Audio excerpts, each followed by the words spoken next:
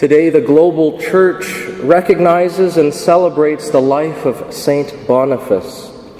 He was a bishop of the church and lived in the 8th century. He was born in England, and he became a missionary and spread the gospel in modern-day Germany, Belgium, and the Netherlands. Saint Boniface is known as the Apostle of Germany, having had such an impact bringing the faith to this part of the world.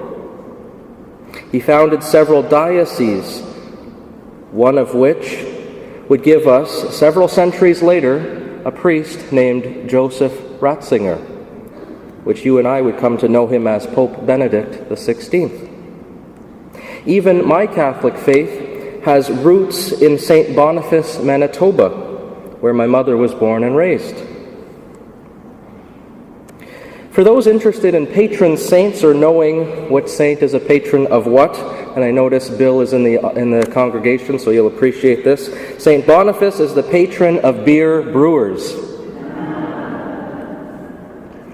Now, like many missionaries in history, Saint Boniface used the customs and traditions of the locals to convert them, to bring the faith into those conversations to the people in something that was familiar with them that they could understand.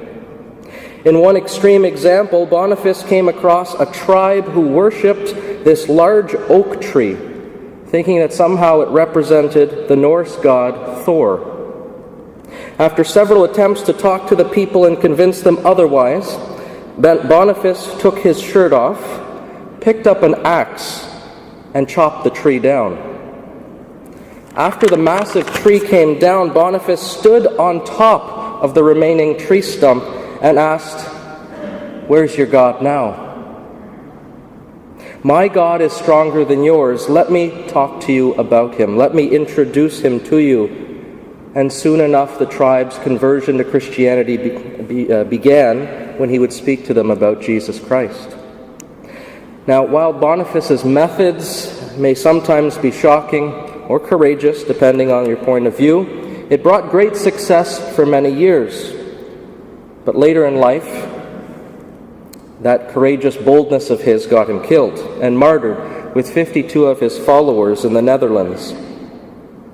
Something I love about the Catholic faith is the long tradition we have of those who have gone before us. We talk about the saints. We write things down. We keep records of things. And those saints are the witnesses who lived before us, showing us that it wasn't always easy to live the faith, but it was worth it. In some digging, I was able to find several letters that St. Boniface wrote in the 8th century.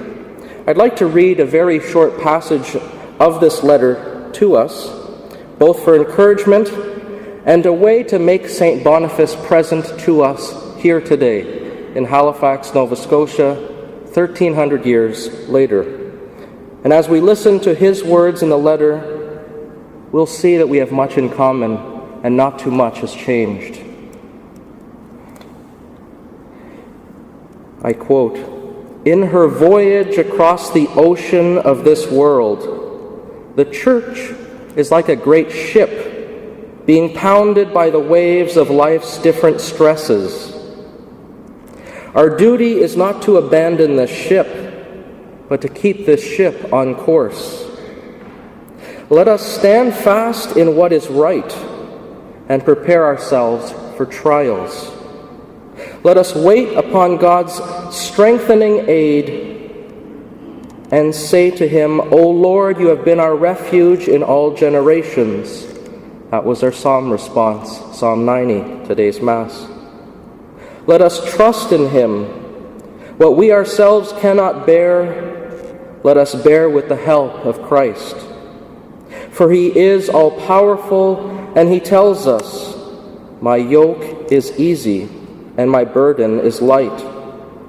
Let us continue to fight on this day of the Lord, so that when we die we may deserve to obtain an eternal inheritance with him." St. Boniface, Apostle of Germany, Bishop and Martyr, pray for us.